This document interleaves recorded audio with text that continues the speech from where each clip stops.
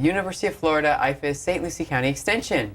We are going to be talking today about all the things that we harvest from our garden and what can we do with them, because lots of times we have lots of tomatoes, we have lots of fruits in our garden, we have all kinds of things, and what do we do with all of them? Yeah, we can give some to some of our neighbors, but there's lots of other ways we can take care of those and have them ready for us when we need them again.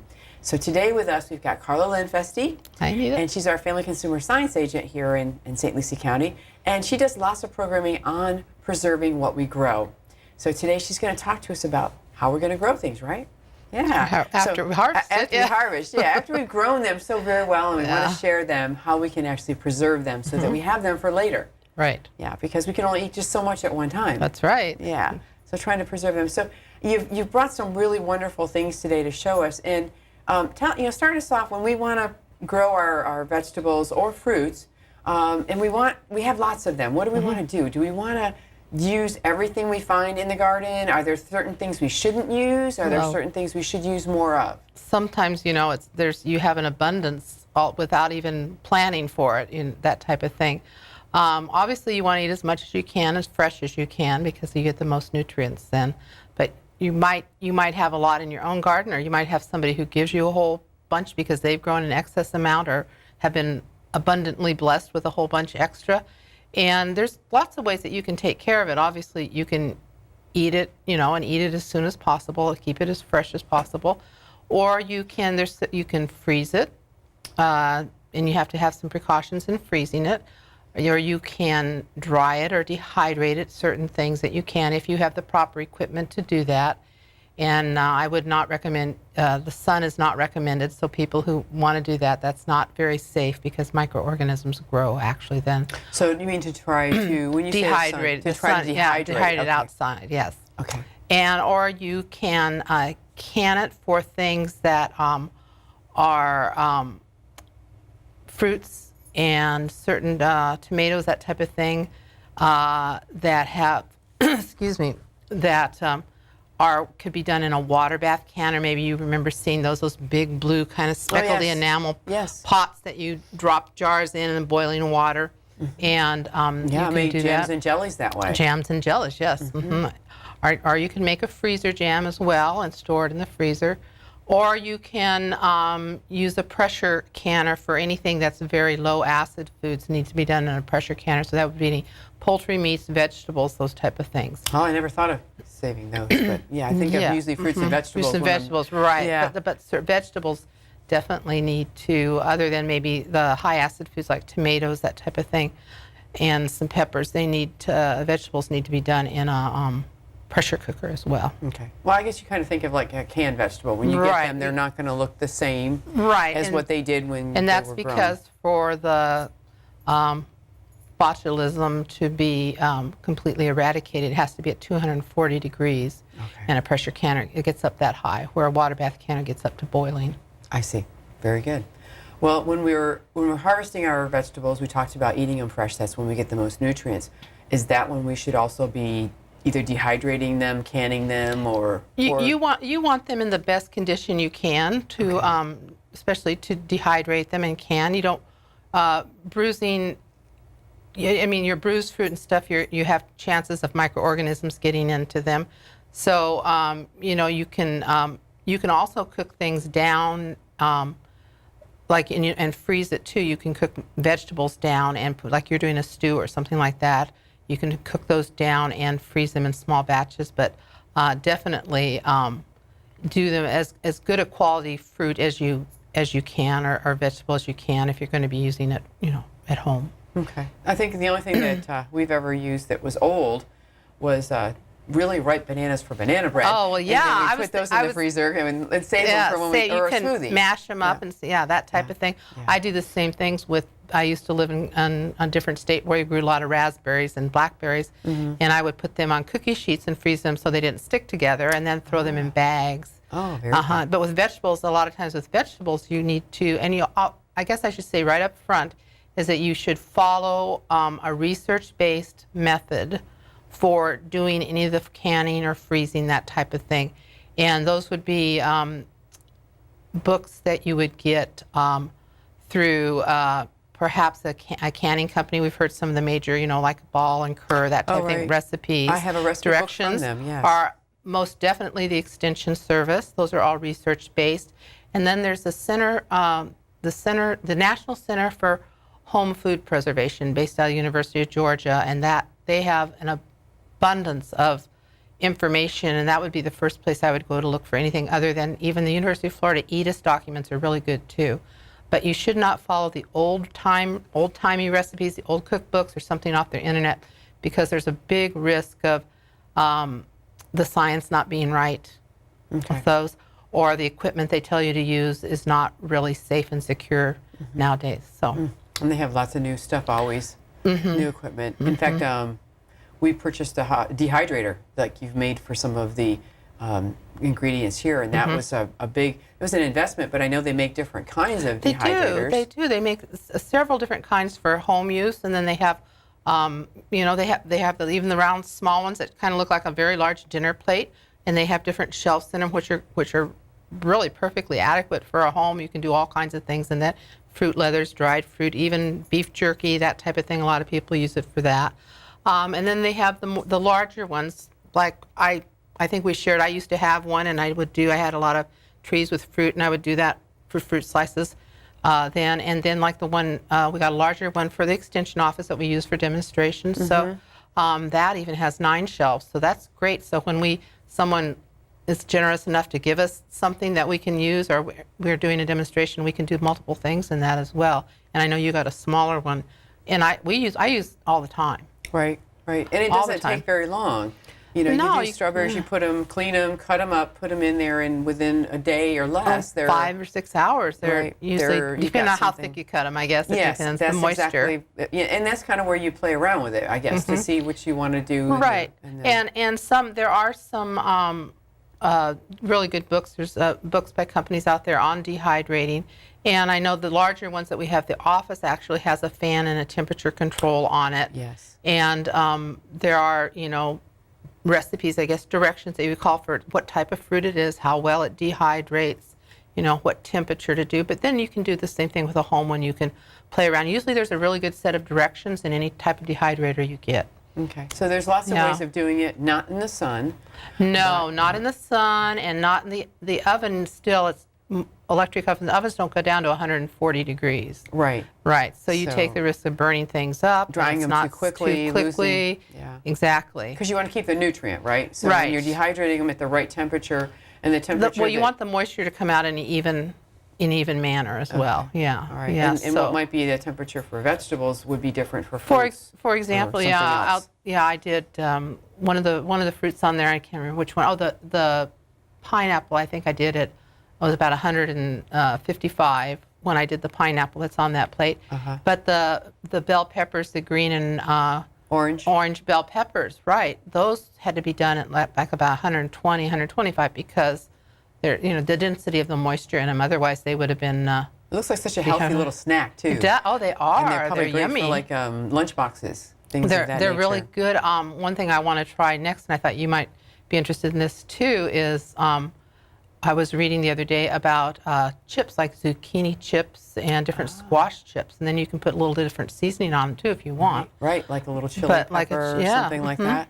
Well, and this is a great idea for parents that are looking for things, because when you try to send strawberries with your child to school for a snack, there's a very good chance that they get squished or Yes, damaged. And when, exactly. of course, when they come as a dried, I know my daughter's away at college, and she really enjoys getting little packages with dried fruits in there, So because does they mine. can go with her in her backpack, or they can go with her anywhere, and she's got a real quick energy source. Exactly. You know, It's great. And I know we've done it for the summer camps where we've dehydrated strawberries and different fruits in small little bites. We've made for the campers, we've made their own trail mix or granola mix for them so they can have a good energy and healthy snack. And dehydrating and canning and freezing all are good ways for if you're on a limited sugar diet or if you're on a limited salt diet, where you can eliminate some of those things. You can find the recipes for those where you can eliminate Oh, that's a that. really good Yeah, idea. because the sugar is really not in fruits and stuff. It's not really necessary. That's a taste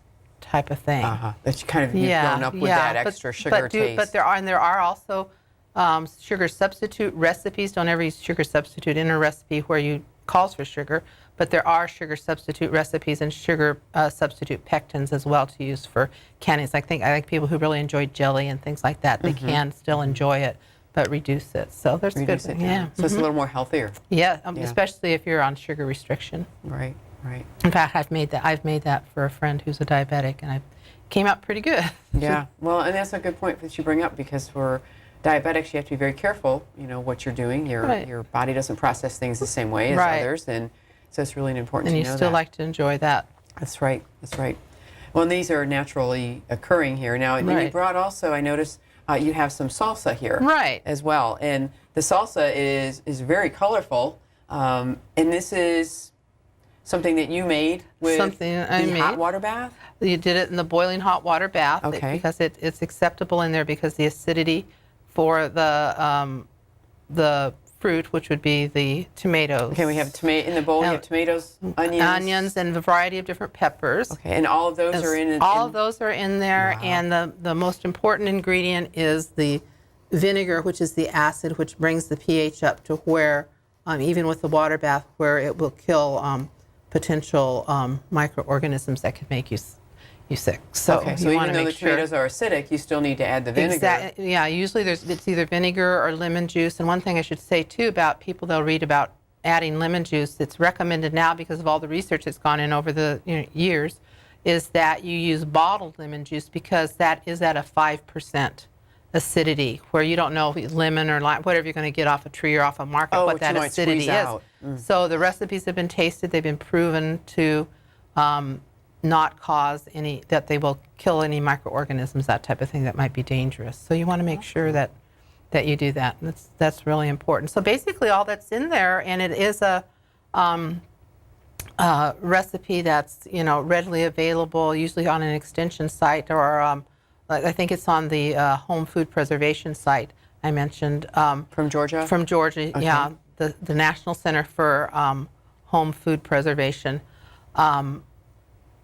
That's in there is the vegetables that you see, but they have to follow it. Like I remember from the recipe by heart that it has to be 2 pounds of peppers, not more, not less. So you weigh out 2 pounds of peppers, and then you cut them up? Then you cut them up, and you bake them a little so you can peel the skin off. But to start with, it's 2 pounds and 1 pound of onion, and I think it was 6 pounds of tomatoes, something like that. But the recipes are formulated so it's just the right amount. So type of thing. you weigh the vegetables before you cut them up, before, and I didn't even think you would have to take the peel off of a pepper. I would never have thought of that. Well, it's sometimes, these are hot peppers, so, and I usually sometimes throw a bell pepper in there too. Just depends on the heat who you're making it for. So you can do a variety of peppers. But the skin can get a little bitter on some of the peppers. Okay. So you heat those and you take the skins off. It's okay if it gets in there, that's fine, but it's just a little bitter. So they recommend that. So you peel off, so you heat those up, peel them off, and then you cut them all up? You chop them all up in various. And are they cooked again then? Or just in the hot- They're put in the big pot, and you have all your tomatoes that have been cored and chopped up. The skins have been taken off of those too by dipping them in hot water, and you just slip those off. And Okay. chopped onion, and you put everything salt. There's a little bit of salt in the vinegar, and you just put that in there, and you stir it all up, and you bring it to a boil. And there's a certain amount of time you boil it, and you boil it. I think it's about 15 minutes or so. And then as it's boiled, then you're going to put it into your hot jars. You can see the jars here. There's different varieties and sizes of jars. But these are our pint jars. That's what the recipe calls for. And put that in the jar. And then the jar, you put the hot lid on, and you turn the ring on. So the lids are in some hot water separately. Lids are in hot water so that there's a little bit of rubber on the bottom of the lid so that it makes that pliable. Then all of that goes down. There's a rack. If you've seen those canners, they have this wire thing in it, and that's so you can lower the jars in without getting dangerous to your hands. So you And lower then the those water in there is, of course, boiling as well. Water is boiling as well, and then that's its bath it goes into. You put the lid on there, and you bring it back up to a boil, and you boil it for so long And when you put the lid on, do you also put this the part that screws on ring, as well? yeah, the ring, Okay. yeah, the little ring. Okay, the ring goes on as well as the Right. lid, and then you put it in the water bag. Right. Okay. You have your lid. It goes Okay. on there. And the lid and has- this is all hot. And the so lid you has want me this to- little rubber part you you can were talking see the rubber about. part Okay. there, right? And that goes on there. And that's what's actually going to seal down. That's gonna see. That's when the air comes out. Yeah. Okay. And then the ring goes on there, and you don't put the ring on so tight that you can't get it on. You just put it on nice. Just and a little bit? just so it's on there, but not. Okay. You don't want to clamp it down. And then you boil it away, and then you take it out. We have some special little tongs that we use that kind of fit around The jar round. itself? Yeah, they're Okay. roundish, and you take them out and set them out on the counter on a towel or a cooling rack, and you wait for it to hear that little kind of a little clicky little pop. I remember that. Yeah, remember that? The little Yeah, pop. the Yeah, little pop. And that means that the top It part has is sealed. Yeah, and if it hasn't sealed, you'll be able to press down upon it like I'm doing now, Okay. and it'll go bounce That up. means the air's still it means in there. Yeah, or it means it has. If the next morning, if you still have that means there is a way that you can take it, put a new lid on, and reheat it, and Okay. redo another bath. Or use it right away. Or you can, that can be your first jar, and keep any unused Yeah. portion in the fridge. Yeah. Okay. All right. The rest though could be stored in The your rest cupboard can be or stored your pantry. for 6 months to a year if it lasts that long. Oh, okay. Good. All right. 6 months. Yeah, and to there's lots of really good salsa recipes out there. Oh yeah, you can Yeah, use. I mean, there's mango, some real right? mango peach salsa, and yeah, sounds real yummy, and yeah. tomato, and there's one I used to make for the office at Christmas was a cranberry salsa, Yeah. and that was pretty popular too. So Yeah. So these are great gift ideas they're as well. wonderful 'cause gift we're starting ideas. to get close to that time right, of year. and- right? You can Yeah. have your gifts made a month in advance. Yeah. Wow. Planning. Can you imagine that? Yeah, having you not last minute stuff. So you have an opportunity to. Now let me ask you this: that we've talked about how long this will last. You know, Mm-hmm. six months to a year maybe. What about the dried fruit? How long can we keep that? if Well, we were to the make it? dried fruit, if you're going to keep it for any length of time, like if you're going, have a ton of stuff and you're not going to eat it all up right away, you can put it in a container or a Ziploc bag and stick it in the freezer. It'll be fine, and then it'll come out and it'll still be dried when it defrosts, that type of thing. So if it's not going to be eaten up, I don't know around your house, it does. Mine, the house, it doesn't last very long. No, it doesn't. But I'm thinking like when we were talking about this being a nice little gift that Right. this might also. And, Right. you I know, would make that sooner towards. So it's but there's no reason it can't set in a. If you're making it a week or 2 weeks ahead, can't sit in a very sealed, like a big. Hate to use a brand name, but a sealed Tupperware or Snapware type of container on the outside in your house. So you can make it a couple weeks ahead. Right. Okay. Right. Not Oh, like sure. months, but. Yeah, I wouldn't make it months ahead, but you can make it. Yeah, you can get ahead. And I mean, the banana, like I did the bananas last night. I think it was 5 hours at the most to do the bananas. Mm-hmm. So you can do a variety in a short amount of time if you have the right equipment. Right. Yeah. So if you're home on a Saturday, you can do even with a small one with 3 or 4 shelves. You can do at least 3 a day probably if you're up running around. Set your timer. Very good. Now, when we do the vegetables, I know you mentioned that, so you can use those and they keep the same amount of time, or if you're, or maybe put them in the freezer if you're reusing Yeah, them. you can take and put them in the freezer. Just make sure all the moisture's out of your container so that Okay. you've burped your container. I keep myself. I mean, I have some in the freezer, but I'll do a bunch of the sweet onions to use those all during the winter, and I just have a jar in my pantry that has a sealing lid, an old-fashioned type, the canning jar. But I can just take out a handful and throw them in a stroganoff or something like that, and crock pot or whatever, and go away. I don't have to sit there and slice up onions. Right. That's really Kinda, nice. You cut down on your preparation time. All right, exactly. You've done it at one time, and then you Exactly. just dry it and. And some people do too. They do it for gifts too. They'll make those soups in a jar. I was just gonna all say that, yeah. Yeah. So you can always throw. You can usually buy a lot of the stuff, the dried beans and stuff in the market to make those. And you can put some of your dried but vegetables in then. if you had your dried onions and your dried peppers, whatever you felt was good. Wow, that's a really good idea. Yeah. Yeah. So those are some really good ideas for gifts for that.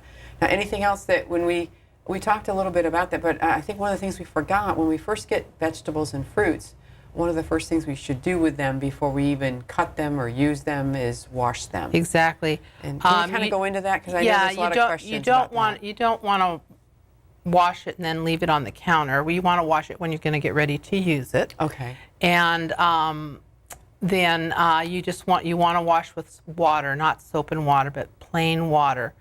And then you also want to be careful because microorganisms they're everywhere, no matter what. They're all over us, they're all over everything, but they're in the soil and the dirt and that type of thing. So, and in particular, things like melons that have that netty type of outside, like a cantaloupe or something, where dirt can hide. Okay. But even a regular watermelon, you want to make sure that you wash it really well before you're going to cut it up. Before you slice into it. Before you slice into it. Okay. Because when you think about it, you have that nice knife, and you're going to go from the outside to the inside. You're going to pull it all the way through. So anything that's on the outside can be drawn onto the inside, and you don't want to do that. So you want to wash that and rinse your knife off as well. Yeah, a lot of people don't think that way. Even an apple, same thing with an apple. Exactly. Yeah, you want to wash that off, and even the berries that are so tempting right in the carton, when strawberry season comes, stuff. You really should. Berries are very susceptible I think of all to dirt. the ones that I picked and put in my mouth. I know. All the time when I was out But there. I mean, food safety is an issue, and there's a lot that goes unreported, and it's a very serious thing. And we hear about it in the news all the time. You hear about it when it's a really important. I mean, it really is a catastrophic type of thing. But there's hundreds of thousands of cases that don't get reported because people just think they have an intestinal something, but it is usually caused by food. By the things that we put in our mouth. Put in our mouths. And now we know. And hand washing. Make sure you wash your hands too well, before and that's you prep important it. because we go from one thing to another when we're in our lifestyle. We feed the dog 1 minute and we're petting the cat, and then we're that's exactly cleaning whatever, and then we go right from that. So to we the need kitchen. And most people, they don't think their own kitchen is, they think they're more apt to get something from the outside or at a restaurant or something like that. But research has shown that your own kitchen is probably the most dangerous place around. Yeah. And that's usually the case of a lot of things. We underestimate a lot of things like that. Right. So it's always good to make sure that you wash your hands. Please make sure you wash your hands before you're doing any food preparation, and that your counters have been washed and clean, and your work surface, and you're not, you hear that old thing, don't share the same cutting board for the chicken as the lettuce. Well, that's very true. You want to make sure you have different ones and that you clean them properly. A lot of them will go in the dishwasher nowadays, so that's a nice true. sanitizer. Very true. Good way to sanitize. Or you can sanitize, hot water and soap, and you can put a cap full of Clorox in a quart of water and use that to squirt things down to sanitize as well. So. Okay. Well, I know that a lot of people make wine and stuff from fruits that they've got available. So that's probably another whole segment. That's a whole segment, fermentation and yeast and all all that. of that kind of thing. But that is another way to use your leftovers. Right. And I think, is there anything that you can think of? I know from my respect, I thought, well, I love blueberries and I use them so much. And I put them in the dehydrator, and they took forever. Oh, and they're hard. That's why they're so expensive when you buy them. Buy them as dried fruit. Yeah. So maybe there's some things that you know of as well that you might not want to suggest. I used to freeze blueberries all the time because where I used to live, we had fields of blueberries. So blueberries freeze very well. So that's a better way. If you got blueberries, freeze them. Yeah, you can stick them on a cookie sheet and kind of partially freeze them, then throw them in a bag. They won't stick together, because that type of thing. And blueberries are really, really good. Another thing a lot of people, I used to do is I would make up, like you were talking about the bananas, I would make up an applesauce, very low, little sugar in there so it didn't turn, but very low sugar applesauce in little individual containers. And it doesn't take much. You're just cooking the apples down, and you can use that in a lot of things, like you were talking about banana bread. Yeah. Or as a substitute for some of the oils. Right. You can use it for substitute some of the oils, and throw it in their muffins for a little flavoring, apple muffins, that type of thing. So there's all kinds of things that you can do, and especially if you have some extra fruit sitting around that, you're not going to be working with. So. Well, and you mentioned that because we've talked about things that they've gotten as gifts, or people have grown them in their garden, but lots of times you may not grow your own strawberries, but there are times of the year when things are in season. And here in Florida is a good example of strawberries, when you can purchase them at a market. And you might want to get lots of them and then do a dehydration or a freezing and make of your own those. jam. So you can do the freezer jam, which is very simple. You can buy the little box of preserved pectin in the grocery store for doing different, whether it's hot water cooked jam or freezer jam, you can buy that. And it's pretty simple. Just follow the directions, wash your hands and follow the directions, and stick it in your freezer, and that's great too, And that's a really good way to know for sure, like you said, how much sugar's in it, whatever other things you're adding into And they, like that. I said, and they have the low sugar varieties now too. And the companies, the very respectable companies that have been around for years and years, the major ones who have these, have put the science and the research into it so that it is safe. Well, and I Yeah. think that I wouldn't just buy it at somebody selling it out of the back of their car saying, right. yeah, this is great, Well, I think that's another thing to think about. And lots of times people give you samples of things to taste before you purchase them. And that's one way of looking at it. But another thing you want to keep in mind is that if you're not sure how to grow things, that's what the Extension Office That's can help you with. exactly And they can also help you when things are available. Because a lot of people come here, they're not from Florida, Yeah. or they're not from this part of Florida, and they don't know when things are available. And they're turned around. It's like the Yeah. world is upside down. Yep, very different. Very Strawberries different in area. December, or January. Yeah. Yes, exactly. Yeah. So we have strawberries when it's winter time. Yes. Yeah. So that's our time to enjoy strawberries, and blueberries come shortly thereafter. Right, So, exactly. A lot of things are different here in Florida, and they can get information as to when things are available. If they don't see Exactly. them, usually you'll know at your supermarket because they'll be reduced in price. Yeah. 3 packs of strawberries for $5 Right, or something like right. that. Will kind of give you an indication that they're available locally because they're going to be Or a they'll little be bit. excited about Florida strawberries or Florida blueberries. Yeah, something even like our that. turnpike areas where we have rest areas will That- have exactly. things for you to taste. And one of the things that dries very well too, or that is very tasty, is citrus. So Oh, the citrus is wonderful. another good Can't thing beat for it. you to use that. Yeah, very Yeah, good way it's to the do most that. flavorful. Yeah. There's Well- lots of things you can do with the citrus too. You can dehydrate that or Yep. toss it in your water. Drink plenty of water to Yeah. stay hydrated. Everybody has lemon with their water, right? Lemon with their water. Right? Yeah, so there's a Do lot that of at things home. you can do. Well, now Yeah. that we've spiked everyone's interest in and probably made them very hungry, I think there's lots of information out there. And if you have any questions, you can give Carla a call or give our office a call for more information about how to grow things as well as Right. preserve what you might grow. So thank you for joining us, and we look forward to meeting with you next time. And we'll have an exciting adventure to take you on with Extension.